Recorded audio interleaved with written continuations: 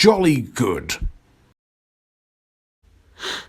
Hello, boys and girls, ladies and gentlemen. My name is Clayton Zoka, and welcome to another My Thoughts On. And today, I'll be talking about The Nice Guys. You're probably wondering, what is The Nice Guys?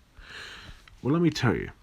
The Nice Guys is a 2016 drama action crime comedy. It's directed by Shane Black, who you will know for Iron Man 3. He also wrote The Predator, directed it. Oh, I mean the 2018 shitty one, not the old one. I don't think anyways. Wait, did he? He was in it, but nope. Yeah. So this film stars Ryan Gosling and Russell Crowe as a couple of detectives. I have watched this film before. I've watched it about maybe 3 or 4 times. I did watch it when it came out in cinemas, and I really enjoyed it. I remember Chris Stuckman talking about it, and he said it was like his favourite film, right? So Chris Stuckman reviewed this film when it came out in May, and for some reason, for us, it got released a month after, so it got released in June.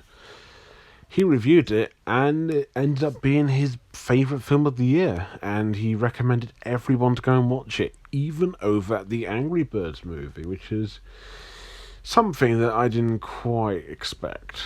So, this film is actually distributed by the long-living yet now closed UK Icon distribution company. It's still around, but just not in the UK, sadly. So I did watch it, and honestly, even though I wouldn't say it's a masterpiece, I do agree with most of what he said about the movie. So it's been a while since I've watched this great film, so let's talk about it. So the film is about these two detectives. One is named Holland March. He's played by Ryan Gosling. He has a daughter named Holly as well. He seems to be a very, very troubled detective. He hasn't got a wife. His wife died. He drinks and smokes, and he is kind of an arsehole, like a smug, comedic arsehole. But after getting some help from this enforcer named Jackson Healy, who's played by Russell Crowe, they both team up to try and investigate the death of this girl, this porn star. And what do? They try to find this girl, Amelia. And you know the drill. They go around, they look for clues and all that, and then there's a villain here who's behind all of it. It's pretty much your typical crime mystery drama / comedy, of course. But what makes this film a little more unique to those, and even though I haven't, and I'll admit I've only seen a few, is its setting. So this was set definitely in the 1970s or something. It has that look and feeling to it, but it also kind of pays homage to these kind of comedy crime films, like the setting and the cliches and the references. It really works, and the story is interesting enough for you to get engaged with. You don't seem to know where it's going. You think it's going to go one place, but then it completely goes the other way, and it works.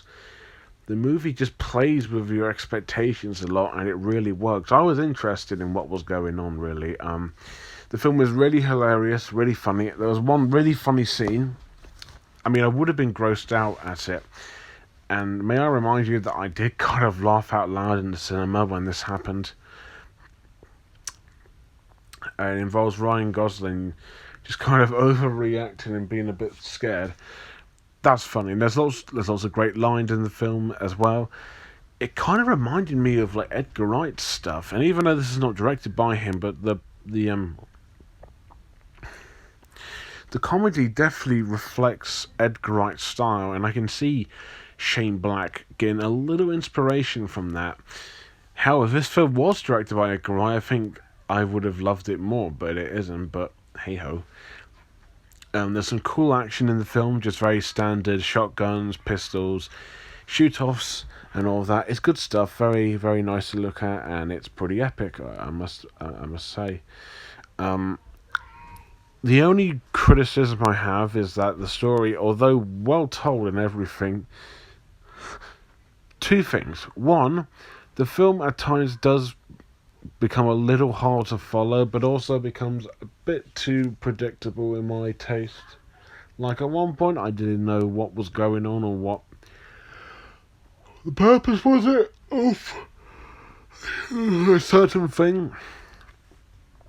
There are moments where there are details which fly by you quickly, but then it gets insanely just cliched and you kind of know where it's going. But I mean, I've seen this film about 3 or 4 times now, and I knew what's going to happen, so it doesn't affect me. But I can still see the presence of that cliche. I mean, prediction. Yeah, that's that's what I was meant to say. Shane Black wanted to make just a 1970s action crime comedy, and he got that. He got the comedy right, he got the story right, he got the tone and feeling right, and the action right. He's got everything right to create this rather original and very enjoyable action comedy. And even though it is a bit hard to follow and predictable, I mean, you know what crime drama films are like, but it works in the execution and the writing and the directing. You can tell it's trying to stand out, and it really does, for the most part. Visuals. I love the way this film looks. Any film that has a 1970s look, scenes that are in the dark, with like very fancy chauffeur restaurant parties, with lights, action, guns, gunfights, knife fights, fights in general, and also car chases minorly, even though there's only a few in this film. You will win me over. This film looks great. I love the way it looks. It looks very practical for the most part. It's well shot. The cinematography is pretty good for a crime comedy. I like the costumes on all these characters. They wear suits. They look quite cool, and the makeup's not too bad either when it comes to blood and bruises as well. It's really well made compared to so many crime films. They all look very expensive and kind of generically cheap, but then this film just comes along and says, hey, we can actually make it look kind of cool in a way, you know. There's good camera angles here and there, nice editing as well. If this was an Edgar Wright film, the editing would be a lot more sharper and consistent, but for the most part, it is really well done, really well executed, really nice to look at, really pretty and very atmospheric, I must say. So yeah, the film looks fantastic. Characters and acting. I really like the two main characters. I think they're both very compelling, likeable, and funny. Although March is probably the most comedically dumb out of all of them, he's like the... You know, you've got like the serious one, you know, you got the straight man and you got the goofball. You got one character who does the whole, like, you know, he messes up and then he actually saves the day kind of thing. And also, you know, he's trying to be serious, he's trying to help, but he ends up being very goofy and kind of messes things up. That's March. He's also kind of an arsehole as well, but in a good way. He is very arsehole-y. And he is funny too, thanks to Ryan Gosling's terrific performance. And I really liked him. I thought he was very relatable also, and also just very endearing. And Jackson is a really good character too. He's really likeable and just kind of wants to get the job done without making things worse. And his chemistry with Marge is pretty damn good. Very funny, good lines thrown here and there. And you can tell there were a couple of scenes where both Crowe and Gosling had to improvise for a few scenes that they were doing. Really worked out, actually. Holland's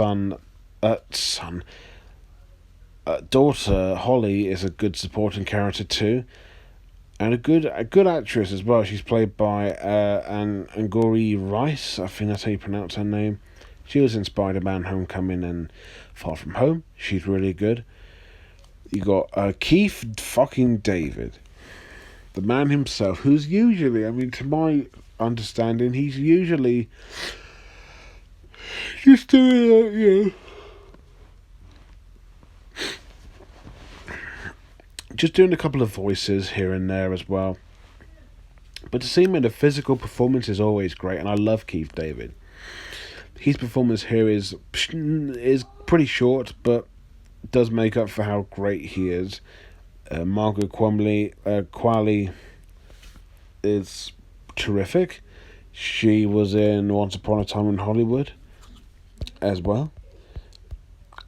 And then everyone else just seems to do pretty well for what they're trying to do in terms of character and acting. Speaking of acting, all the actors are terrific, especially Gosling and Crowe. They both really steal the show. Gosling is an actor I've always appreciated for so many years, and in here, this is probably his funniest role yet. There is a difference between funny and serious. He can do serious roles well, and he can do funny roles well. And let me tell you, this is one of them. And Russell Crowe, he's an actor I like but not love. Here, I think he really pulls it off very well. He can do more than just Maximus Mortimer's gladiator character and Simple Mind. He can do comedic roles as well and play the tough guy, and he really works. Like I said before, Keith David, always a delight. Even if the thing is not very good, he is a delight. And Angourie Rice as well. Everyone, fantastic job. And the two main characters, are very likable. They're very compelling. They may be screw-ups, but at least they're trying to do their job. And even the other characters have personality with some solid voice acting. So what else can I say? That's being a true detective right there. Yeah. The score of the film, to my surprise, is composed by... Let me just try and find their names. John Ottman and David Buckley. John Ottman worked on a couple of other films in terms of score, composing and producing as well. He did a film called Polar Squad, also known as Arctic Justice, or you know what, it's the film that's, you know what, it's that freaking Arctic Dogs film that looks rubbish. But the music here, really fucking good. Really good score, and I love the very classic stylized 70s music. It really works and gives the film a nice flavour of style. Yeah, I still really like this movie. There's not really anything that's changed. Pretty much all that I had wrong and right with the film pretty much remains once again. It all just remains. The Nice Guys is a solid, fun, hilarious, and pretty cool crime film. It has really solid performances, especially from Ryan Gosling and Russell Crowe, and I'll even add in Keith David too, because I love Keith David. It's visually spectacular. It looks wonderful. I love the atmosphere. Story's pretty good and definitely tries to do more than your typical crime film. Great action, great gun shootouts, and it is just a really well directed and well told movie. Despite being cliched and hard to follow, which is to be expected, which kind of gives the film this very, very familiar feel, but it is legit great, really fantastic. I really enjoyed it once again, and Shane Black's other film, Iron Man 3, which I did watch at the cinema when it came out. This is better. Iron Man 3 is just fine, I guess, but this, better. I want to see more films like this.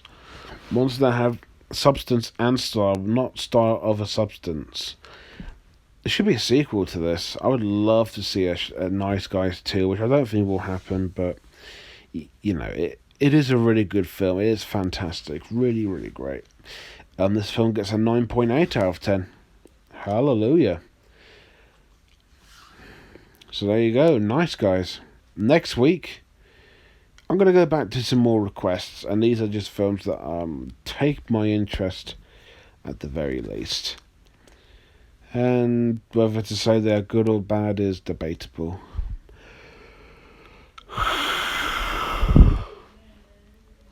Mostly. So if you have watched The Nice Guys, what do you think about it? Is it good, bad, decent? Do you want to see it? Let me know below. And as always, thank you guys for watching. Don't forget to like, comment, and most importantly, subscribe. And until next time, bye for now.